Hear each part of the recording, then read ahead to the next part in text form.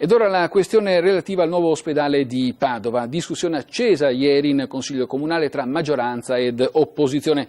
Di fatto si sono fronteggiate due prospettive, l'opzione di costruire da zero nell'area dell'attuale nosocomio oppure invece quella di edificare un nuovo policlinico a Padova Est. Curzio pettenò il servizio. In municipio a Padova si accende il confronto in Consiglio Comunale sull'infinita querelle di dove realizzare il nuovo ospedale.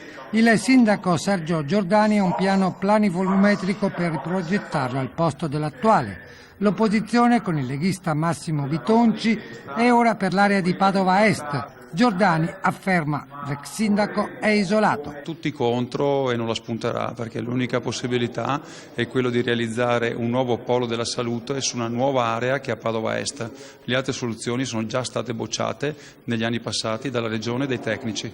Nessuno pensi di imporre le proprie scelte, replica il sindaco e pone il problema di che succederebbe negli spazi dell'attuale ospedale. Costi per la bonifica e rischio di creare un buco nero in centro come Vianelli se non passasse il suo piano. Pronto però a discuterlo con tutti, dice, anche a fare un passo indietro. Con l'università, con la provincia, con la regione, discuto con tutti, però devono darmi garanzie precise per Padova, questo è importante. Definiamo il più presto possibile, però considerando la città, considerando che il sottoscritto con la sua amministrazione ha vinto anche per l'ospedale. Una cosa è sicura, bisogna fare l'ospedale il più presto possibile.